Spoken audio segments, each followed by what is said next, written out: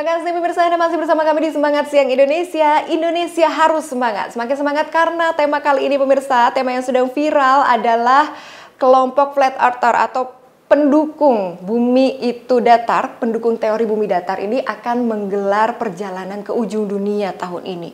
Wah, jadi kita semakin berpikir nih, apakah bumi ini benar-benar datar atau berarti teori selama ini yang kita anut nih gimana dong, harus diubah atau seperti apa ya? Dan ini akan menjadi tema kita kali ini pemirsa ya, tapi bukan untuk mencari yang mana yang benar dan yang salah, kita hanya berniat untuk bertafakur ya.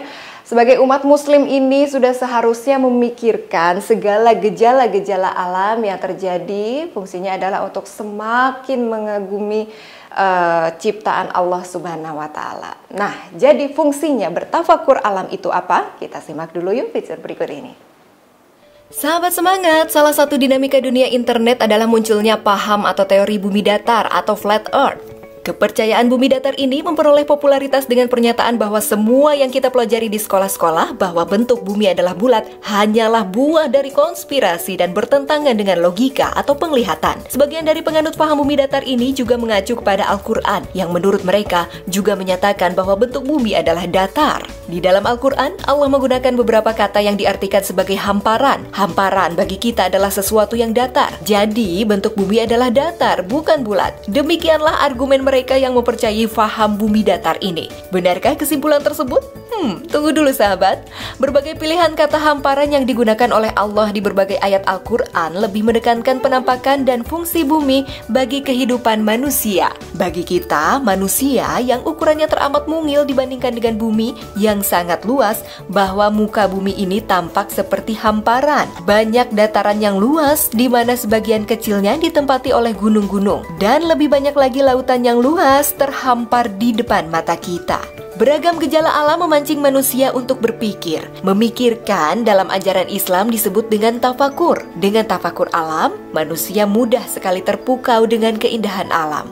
Saat melihat gunung yang tinggi menjulang, kita merasa kecil. Ketika melihat langit yang luas, kita merasa kerdil. Sehingga menafakuri alam menjadi hal termudah untuk menemukan keagungan Allah Ta'ala, Sang Pencipta alam semesta.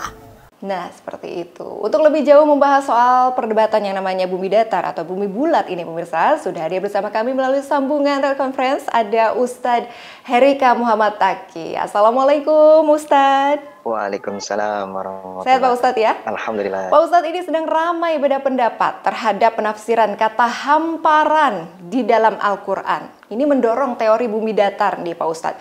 Sebenarnya makna datar itu secara gamblang disebutkan tidak di dalam Al-Quran. Ada kata datar seperti itu. Bumi itu datar. Bagaimana Pak Ustadz? Jadi memang ada beberapa ayat, karena memang Al-Quran ini kan biasanya menceritakan kebesaran dari Allah Subhanahu wa Ta'ala, yang menceritakan atau menggambarkan tentang alam ini. Bagaimana ciptaan dari Allah Subhanahu wa Ta'ala. Ya, dari kata-kata tadi ya, ada firosya, madana, bisato, mihadad, kemudian sudah tohaha, kemudian diartikan sebagai sebuah hamparan, hamparan yang kemudian oleh sebagian kalangan malah ditarik bahwa inilah dalil sebagai bahwa bumi ini datar, ya, datar atau tidak bulat. Ya. Memang dari ayat ini maknanya memang menghamparkan, tapi tidak kalau bahasanya tidak letterlek. Ya.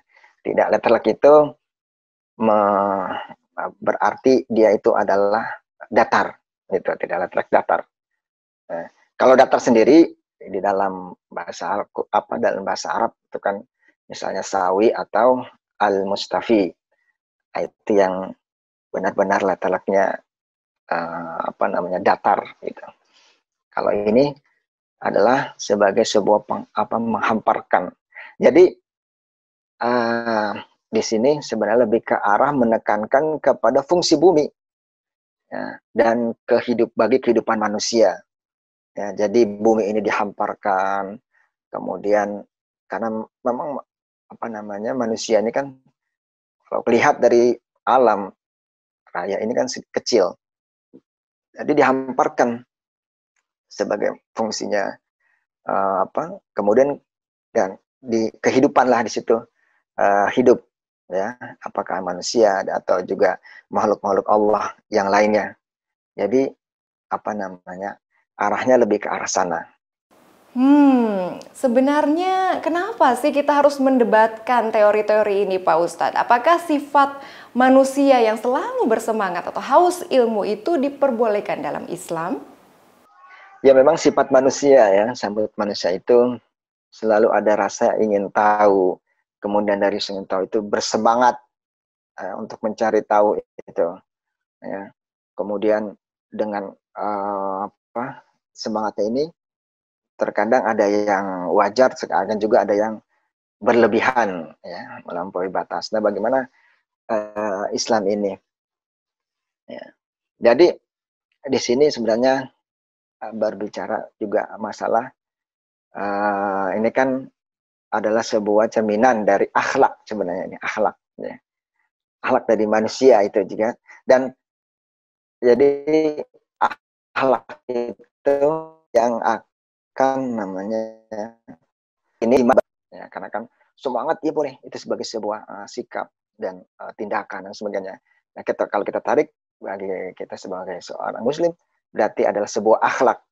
Nah, akhlak yang baik selalu dia berasal dari keimanan yang baik, ya. Jadi orang yang paling sempurna, mukmin yang sempurna imannya adalah yang paling baik akhlaknya.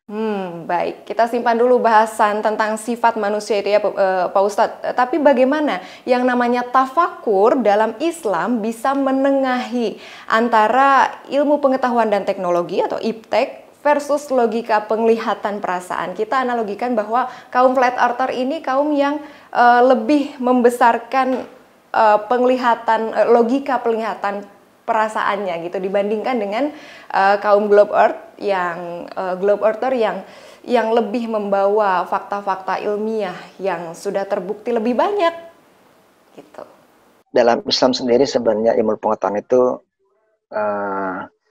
mendapatkan kedudukan yang tinggi ya, karena itu sebuah ilmu. Nah, ya. Karena ilmu itu adalah dari Allah. Allah yang menciptakan ilmu itu. Dan ilmu Allah itu sangat luas. Jadi ilmu teknologi, ilmu sosial, ilmu agama, semuanya ilmu itu berasal dari Allah Subhanahu wa Ta'ala. Dan orang-orang yang berilmu itu derajatnya tinggi, seperti dalam surat Al-Mujadilah. Allah itu mengangkat derajat para orang-orang yang berilmu. Kemudian juga dengan ilmu manusia ini bisa menguasai dunia ini, bahkan juga akhirat, gitu ya. Sebagaimana dalam surat Ar-Rahman misalnya ayat 33, ya ma'syaral jinni wal insi in istata'tum an tanfudu min aqtaris samawati wal ard tanfudu la tanfuduna illa bisultan. Wahai jamaah jin dan manusia, jika kamu sanggup menembus atau melintasi penjuru langit dan bumi, maka lintasilah. Kamu tidak dapat menembusnya kecuali dengan kekuatan. Ya, jadi sultan di sini adalah bagaimana bisa menguasai ilmu pengetahuan itu, sehingga